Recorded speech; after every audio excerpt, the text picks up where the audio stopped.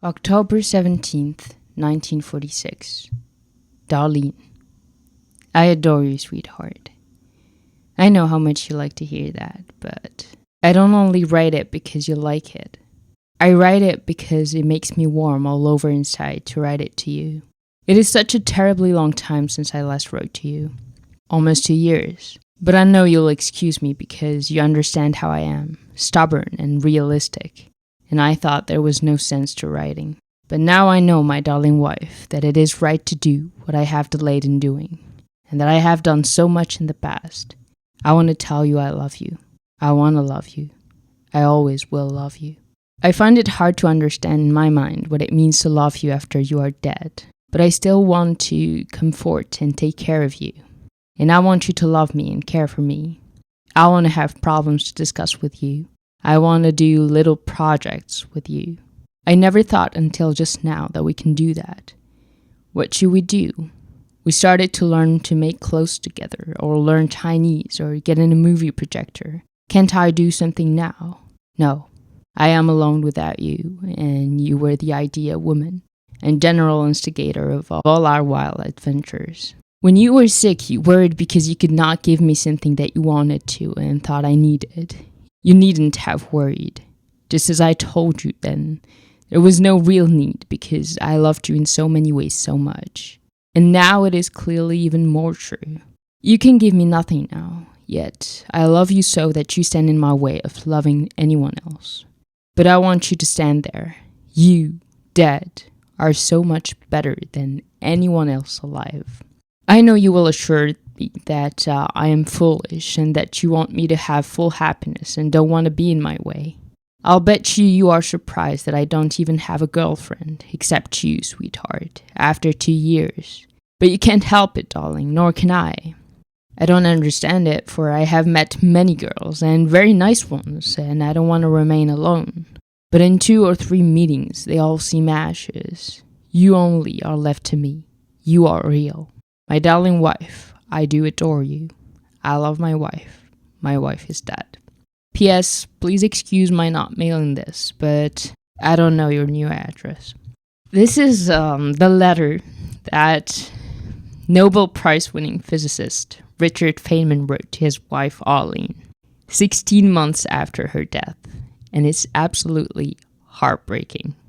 It captures love in its most raw and powerful forms. The grief, the emptiness, the addiction to someone who's no longer here. But it also reveals the quiet beauty of real love, the loyalty, the remembering, the not giving up. Kind of love that stays even when the person is gone. This letter reminds us that what makes life and love so precious isn't just the joy, it's the pain too. Because sometimes it's the suffering that makes it all worthy. Relationships and human connection have always been a mystery to me, something tender and terrifying at once. They've confused me, overwhelmed me, at times they even felt unbearable. I've always had this tendency to idealize people, to overvalue them, to fall too fast and rise too slow, to get attached, and to get heartbroken when it wasn't returned. For the longest time, I couldn't tell the difference between love and admiration. Everything felt so deeply intertwined, so I built walls, maybe to protect myself, or maybe just to run away. I've never really been in a relationship. While the kids at school were out there living, experimenting, getting their hearts bruised and healed, I stayed inside. I read books, I watched, I waited. I told myself I was smarter that way, safer. Maybe I was. Until I stepped into the real world, and all that safety, all that reading, all that naivety left me stranded, clueless. I didn't even know my own worth. I thought love was just finding someone, anyone, as long as I wasn't alone. I didn't ask myself, will this feel good? Will this bring me peace? Will I feel seen? That confusion pushed me into books. Again, psychology, relationship science, attachment theory, books that encourage me to go out, to form bonds, to have experiences, to let people in, especially men. And yet alongside all that, I had my cultural and religious values whispering something completely different. And the environment around me, it couldn't decide either. It wavered, stuck in the middle of both worlds. And I felt even more lost. The more I read, the more I listened, the more I craved it. And the more I craved it, the more confused I became. And the more confused I became, the sadder I was, and the more afraid. What if I end up alone? What if I die alone? What if there's never a witness to my life? I felt like I was trying so hard and still going nowhere. And for someone like me who loves control, who builds plans and sticks to them, this thing called love was completely out of my hands. How am I supposed to find the person I'll spend the rest of my life with? How am I supposed to behave? How do I meet people, stay true to the books, true to the science, while still honoring my beliefs, my culture, my family, my God? And in all of that, I was asking myself, was I already too late? Had I missed my chance? And to make things even harder was the fact that I've always been a hopeless romantic. The kind of girl who watches Love Rosie, The Ugly Truth, and Friends with Kids on repeat. I've watched Titanic at least 7 times, and I still cry at the same scenes. I love love. That warm, glowing, fuzzy feeling of two people choosing each other, leaning on each other, promising to stay, being fond of each other in a world that doesn't slow down for anyone. I used to believe, naively, deeply, that love was the ultimate goal, that love was everything, that love conquers all. And maybe a small part of me still does. Here's one of my journal entries, a glimpse into how I used to see love just a few months ago. A couple of days ago, I came across this reel while scrolling on Instagram, a scene from the movie Shall We Dance? In it, there's this woman, Beverly Clark, sitting at a bar with a man named Divine. She turns to him and asks, "Why is it, do you think, that people get married?" He pauses and says, "Passion?" She shakes her head. "No," she says. Then she explains, "Because we need a witness to our lives. There are 1 billion people on the planet. I mean, what does any one life really mean? But in a marriage, you're promising to care about everything. The good things, the bad things, the terrible things, the mundane things, all of it. All the time, every day. You're saying your life will not go unnoticed because I will notice it. Your life will not go unwitnessed because I will be your witness." That quote stayed with me. It struck something deep, and I realized I want that too. I want to be a witness to someone's life, and I want someone to witness mine.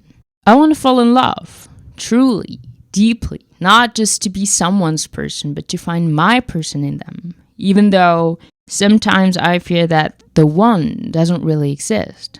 Is it real, or just something we've been fed through fairy tales and romantic comedies? Still, I want to believe.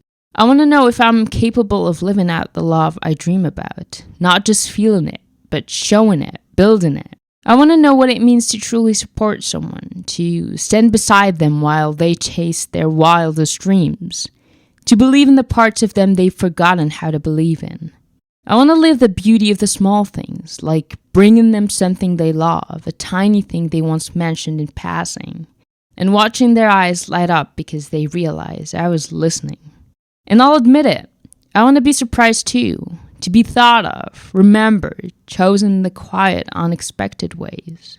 Because love, real love, relationships, marriage, they're not just a movie script. They are sacred. They are powerful. They're a kind of quiet magic. And I continue in this journal entry. Just the other day, I was reading Attached by Amir Levine, and I came across the study he mentioned. Dr. James Cohen and his team used functional MRI scans to observe the brains of married women as they were exposed to stress, simulating an electric shock. Normally, under stressful conditions, the hypothalamus becomes activated, and indeed, this is what happened in the experiment to the women when they were alone awaiting the shock. Their hypothalamus lit up. Next, they tested the women who were holding a stranger's hand while they waited. This time, the scans showed somewhat reduced activity in the hypothalamus. And when the hand that the women held was their husband's, the dip was much more dramatic. Their stress was barely detectable.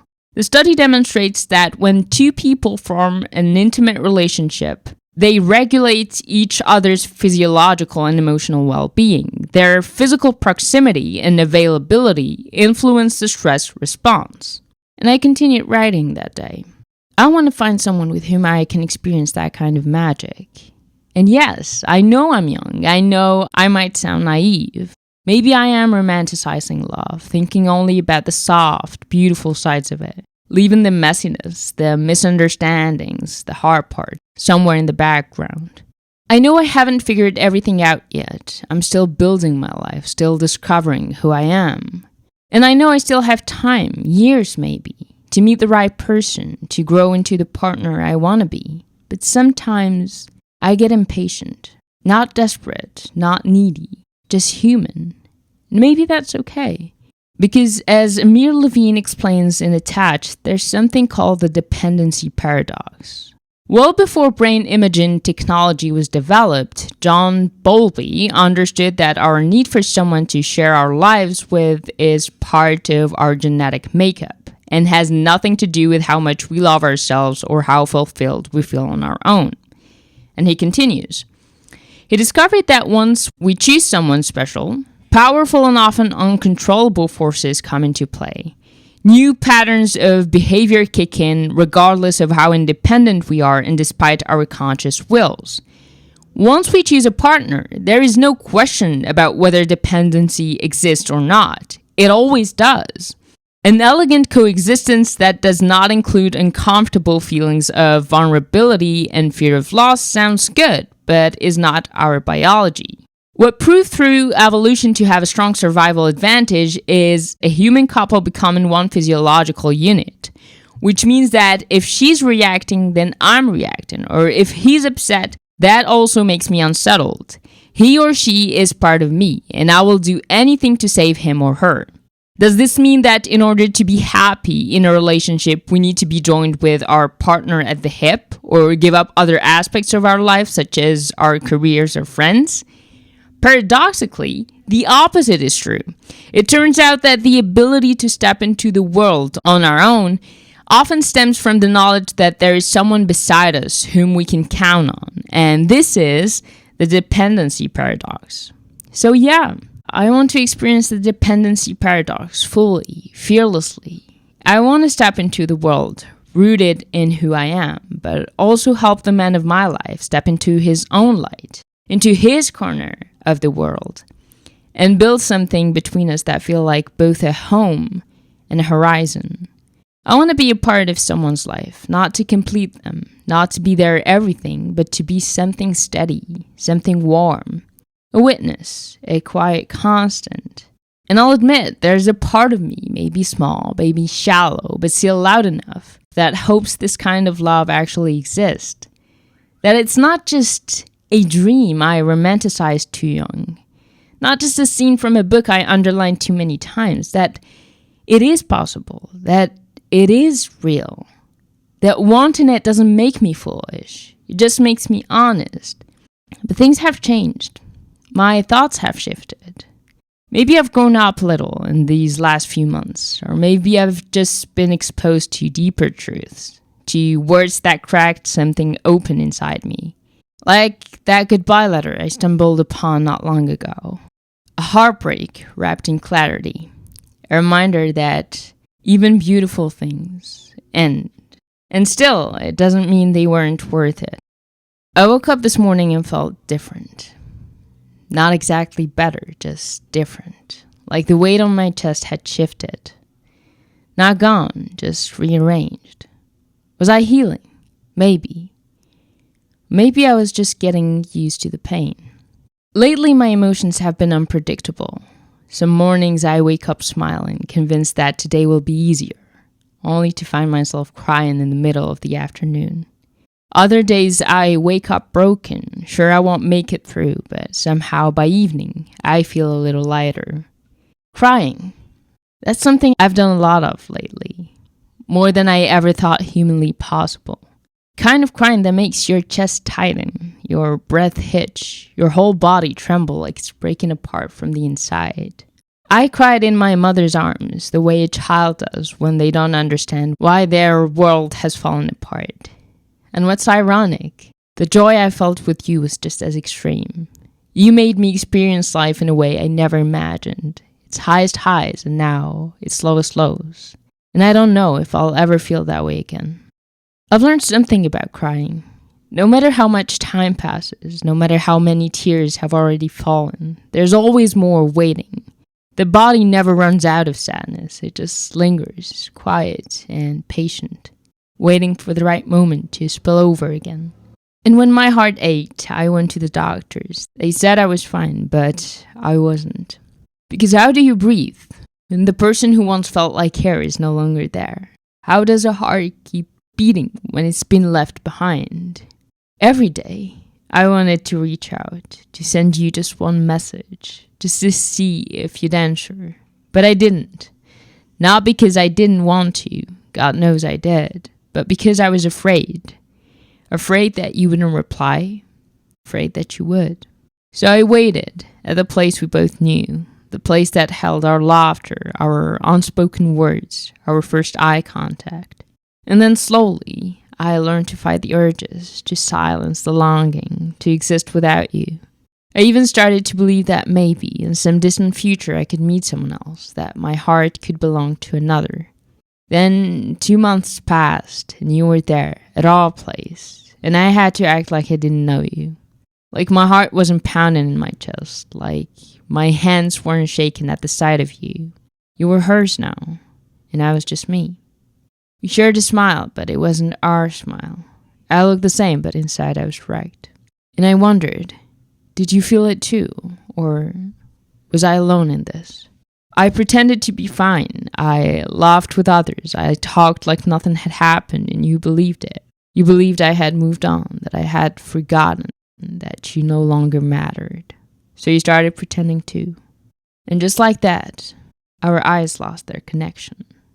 And just like that, everything that once was ceased to be. This morning I saw you again. You were parked right next to me, sitting there for the longest time, and God, I wanted to send you a message. I wanted to go up to you and ask you myself, just to hear you say you were fine, just to know that someone, anyone was asking if you were okay. But nobody did. Nobody noticed. Nobody cared. But I did. I still care, and I always will. I will always love you, even if I never say it, even if I never show it, even if we go years without speaking, even if I meet someone else and life moves forward like we never happened. Because we did happen, because I did love you, because I still do. You never understood.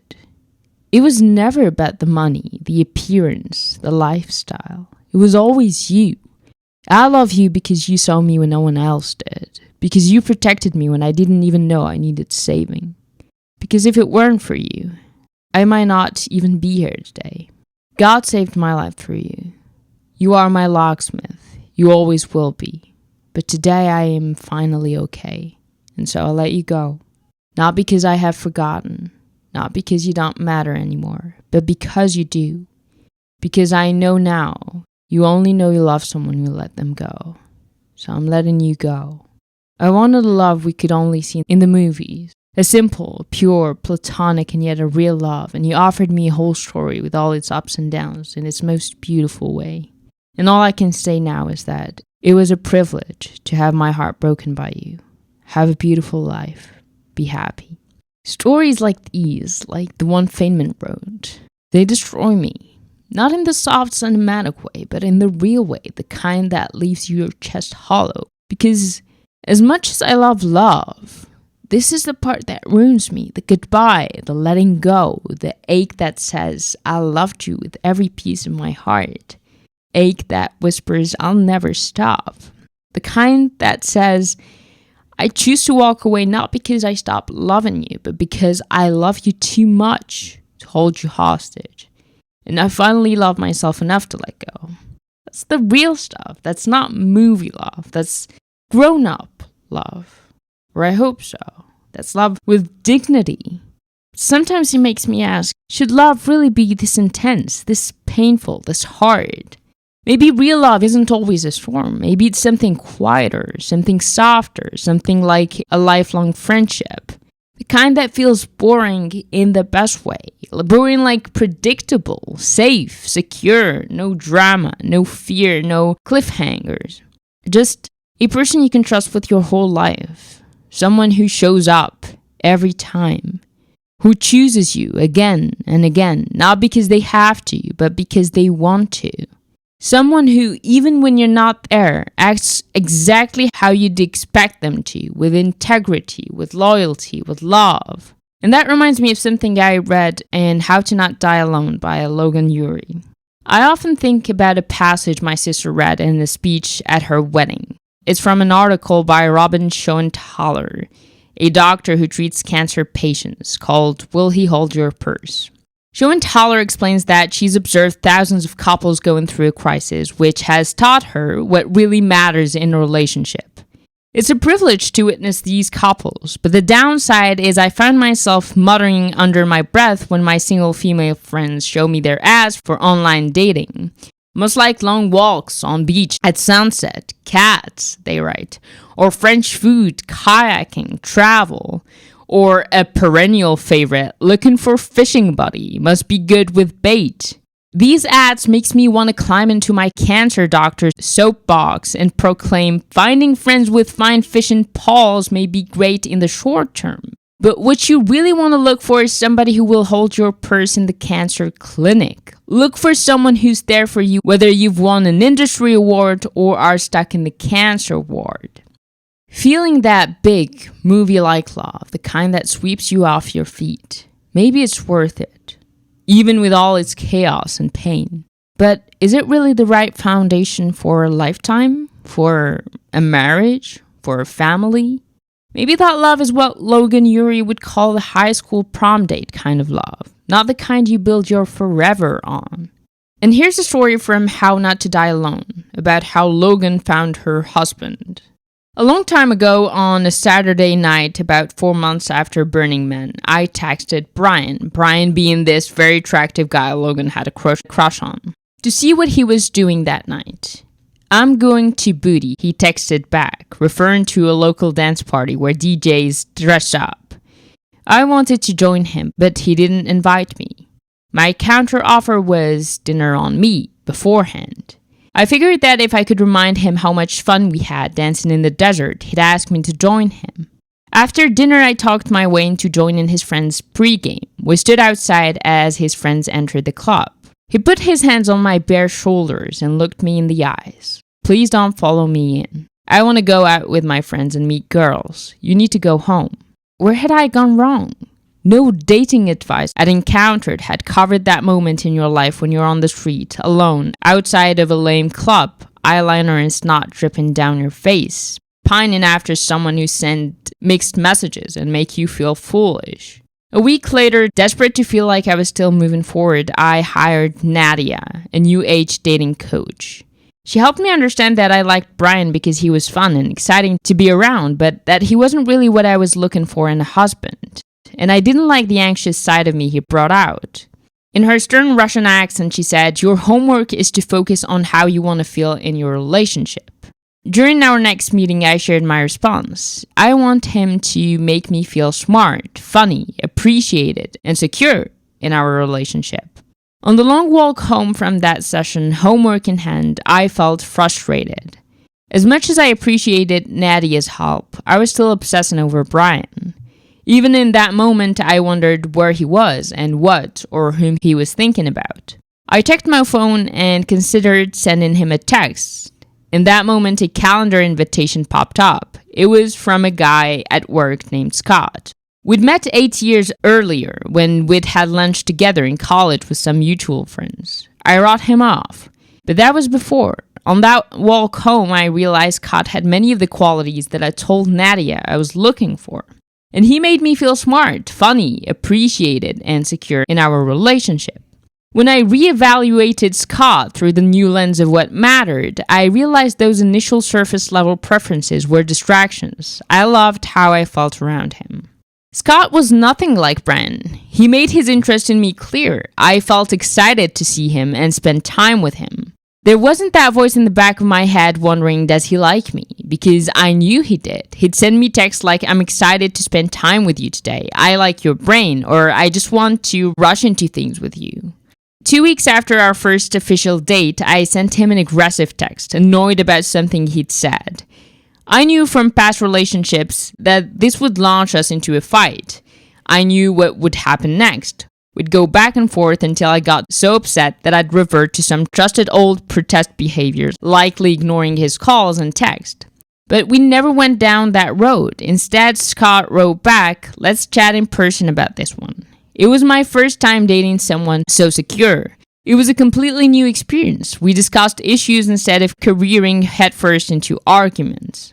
It's been 6 years since I invited Scott to that lunch at Google. We've now shared 2 Burning Mans, a 5-day scuba diving trip in Thailand, and an apartment. We've killed 1 basil plant and 3 succulents. We're happy. And what I love about the story is how it gently brings to light the qualities that truly matter in someone you'd want to share your life with, and the ones that matter far less than we sometimes think. It also opens the door to something I wish I had learned sooner, our attachment styles. So let's start there. Of all the relationship science insights I share with my clients, attachment theory is one of the most powerful. It's a popular framework that helps explain why we're attached to certain types of people, why past relationships haven't worked out, and why we're plagued by certain bad habits. The first style of attachment we're going to talk about is the anxious attachment. When people are anxiously attached, their brains flood with activating strategies, thoughts that compel them to regain closeness. For example, they might think about their partner nonstop, or they may dwell on their partner's good qualities while undervaluing their own. This distortion leads to panic, and when they don't hear back from their partners immediately, they worry they're being abandoned. They can shake their anxiety only when they're actively communicating with their partner. This also leads them to jump into relationships and stay in them past their expiration date because they fear being alone and worry that this is their only shot at love. People with anxious attachment styles often act out in order to get their partner's attention. They might call or text an excessive number of times, threaten to leave to make the other person jealous, or withdraw and ignore phone calls to underscore a point. The second style of attachment is avoidant attachment styles. The avoidantly attached try to minimize the pain of rejection by pretending they don't actually want to connect. They don't believe they can rely on others to meet their emotional needs, so they avoid getting too close to anyone. When intimacy increases, they try to pull away. Those attempts to disengage are called deactivating strategies. If you've heard someone say, I'm not ready to commit, or I just need space, or my job is really demanding so I can't see you right now, then you've experienced avoidantly attached behavior. People with this attachment style also tend to dwell on their partner's imperfections and use those as an excuse to exit the relationship and regain independence. They fantasize about how much happier they'd be if they were single or with someone else.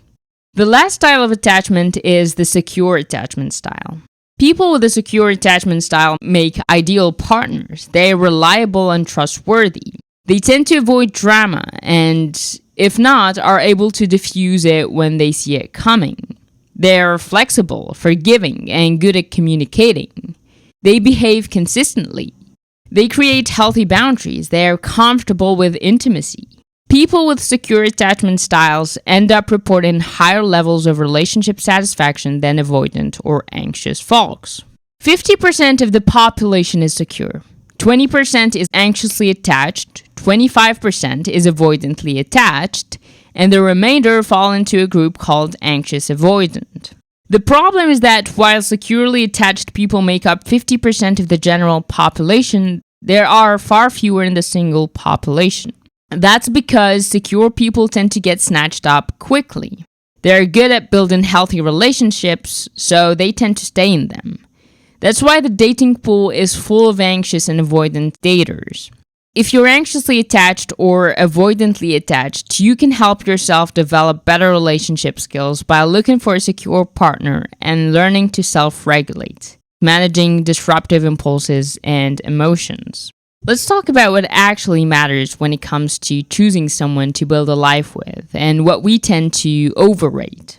Because according to Logan, the things we often obsess over, money, physical attractions, having the same personality, or sharing hobbies, they do matter, but not as much as we think. They're nice to have, but they're not what hold a relationship together when life gets hard.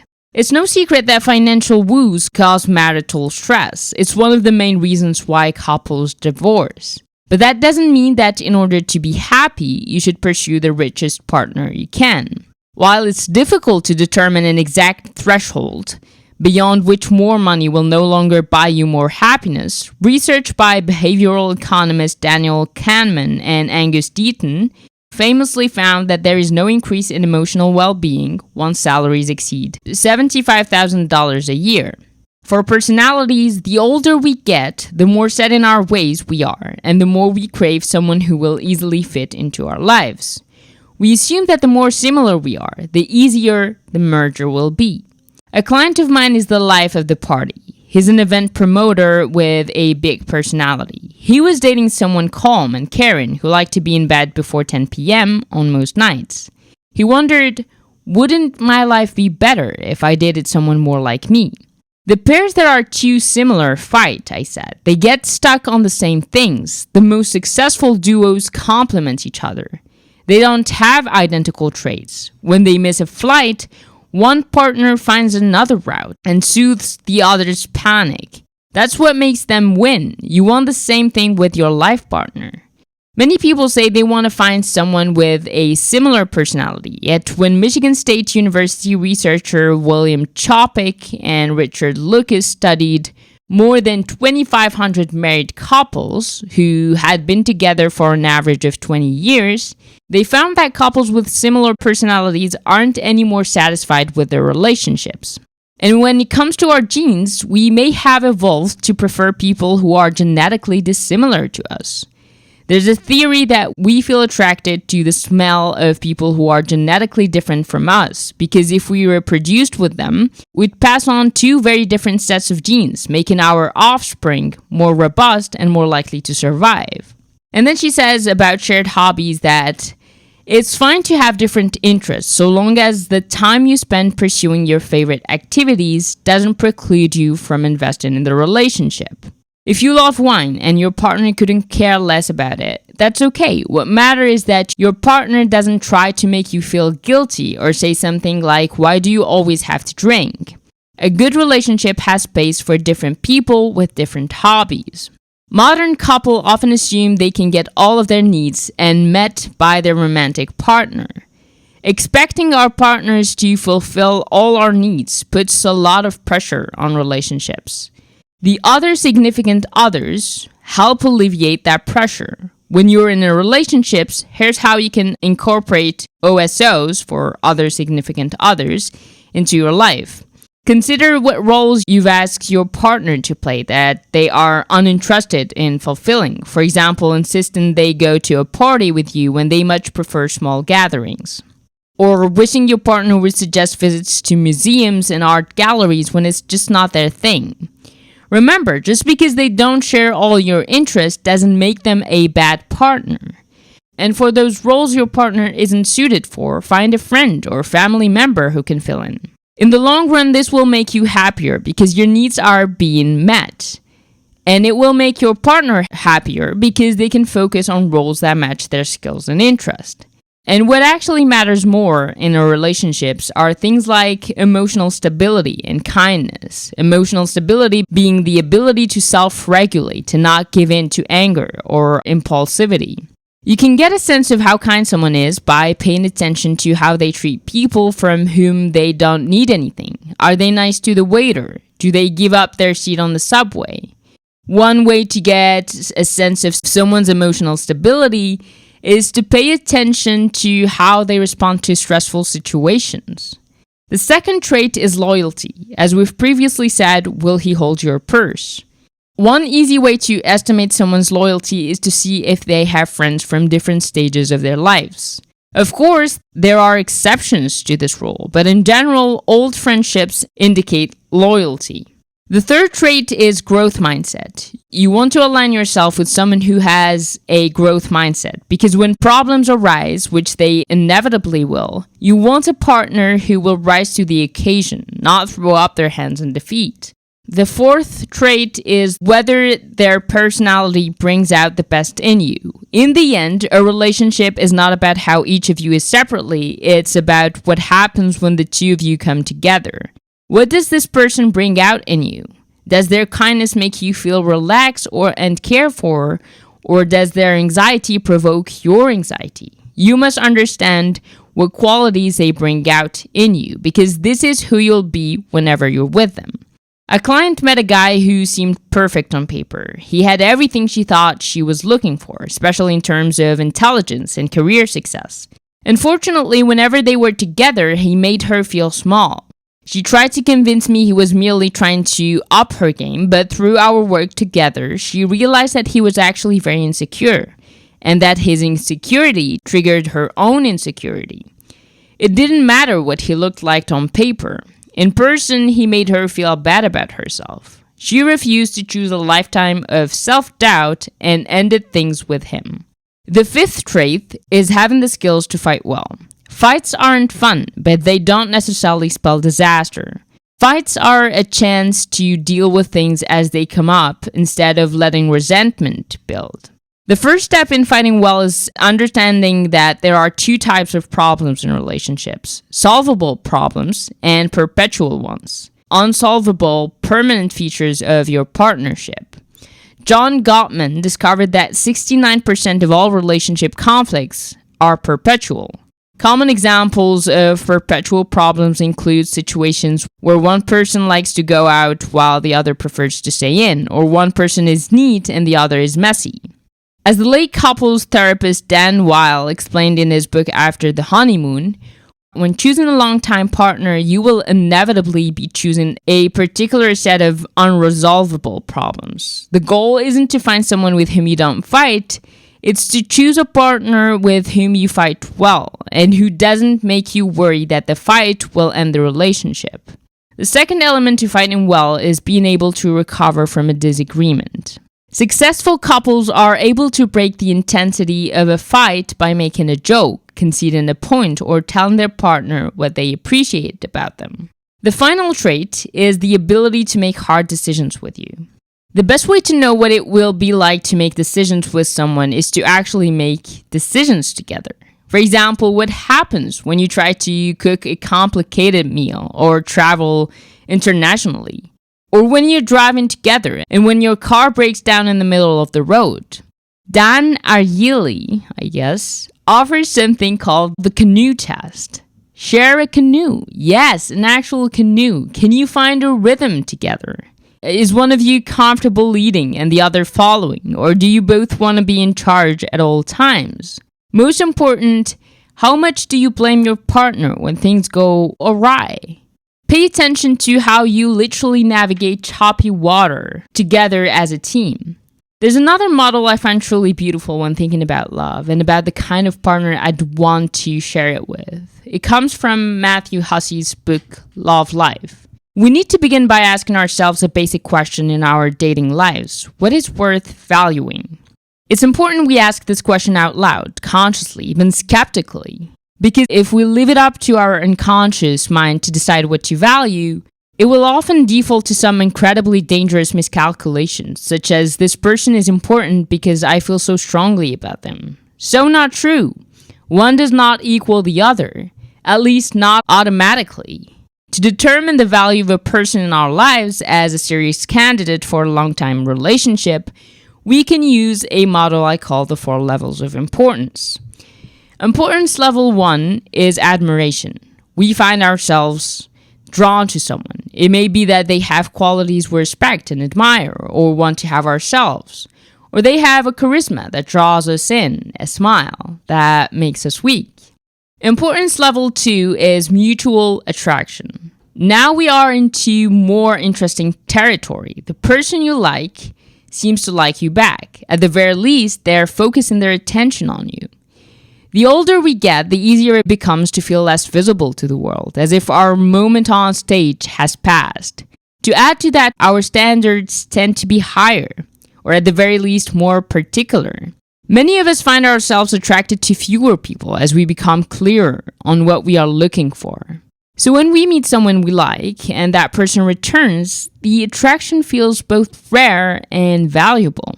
This all-chemical moment is responsible for most of the pain in people's love lives. Level 2, which is mutual attraction, seems so important because whether it lasts years or it only seemed to occur for a night, it contains the hope of attaining something we have always deeply wanted, our own happily ever after. Importance level 3 is commitment. Mutual attraction is no guarantee of match and intentions in the field of love. One person may be planning to build a lasting relationship. The other may be angling for a passionate month-long affair. Commitment is simply two people agreeing on a path forward together. I choose to be with you, and you choose to be with me. Having such an amazing connection with someone isn't nearly as important or valuable as you think. Without a mutual agreement to build something, there is no relationship. Having mutual attraction is equivalent to two people discovering a plot of land together that seems to have potential. But nothing is built there yet. What it needs to realize its potential is two builders, two people who both say, yes, let's build a beautiful castle of our own here. Too often I found a woman still admiring the plot of land long after the other person has disappeared into the brush. If someone you had mutual attraction with disappears or moves on, don't grieve too much. The right person is someone who says yes. It will never be someone who says no, no matter how much potential you give them credit for. If they don't say yes, then by definition, they have lost any value once attributed to them, and they cease to be an option in our love lives. Think about it for a moment. If there's someone in your life you have mutual attraction with, who also commits to you, and they suddenly get hit by a bus, that's tragic. No one would blame you for grieving in a situation like that. But now imagine that you are going through the same emotions over the loss of someone who told you that they didn't want to commit to you. That person didn't die. They are still walking around or sitting at home ordering ridiculous things on Amazon. They're just choosing not to be with you. How important to your love life can they possibly be? Importance level 4 is compatibility. Two people may say yes to each other. That is, there may be commitment. But being able to work together gracefully is a different story. How well do you work in a team together? Do you have the same idea of what a great relationship looks like? Do you have the same goals? What about goals you each have that are different? Are they synergistic? Or do they represent two completely incompatible futures? Relationships aren't sustained on connection alone. The true test is how naturally compatible your beliefs and behaviors are, and how completely you're able to negotiate with each other when differences arise. One of the simplest questions to ask at this stage is, are they good at handling me? Compatibility has nothing to do with agreeing on everything. It has a lot to do with enjoying the drama and dynamics of the day-to-day decisions you make together. We've talked so much about love, about relationships, about the traits to look for in a partner, about what truly matters. And it's been enlightening, touching, heartbreaking, and even transformative at times. But if I'm being honest, I don't think that's enough for me to just close the chapter on this subject. Not yet, not too soon, not now. Because love, to me, isn't just a checklist of traits or a theory to understand. I guess it's a journey, it's a longing, it's something I've carried quietly in my heart for years. And before I can move on, I want to honor that feeling a little longer. I'd like to end this with something deeply personal. A journal entry I wrote a while ago, a letter to someone I've never met. but someone I've been carrying in my heart for a long time. A letter to my future husband. Hey, future love. Finding you has been a long, winding road. Hilly, aching, at times unbearably quiet. But still, I've waited. For you. For us. I've dreamed of you in the quietest corners of my heart. And while I waited, I was becoming, shaping myself, chiseling out the best version of me. Not to complete you, but so that I could meet you fully. I want to be there for you. I want to be there for every step you take.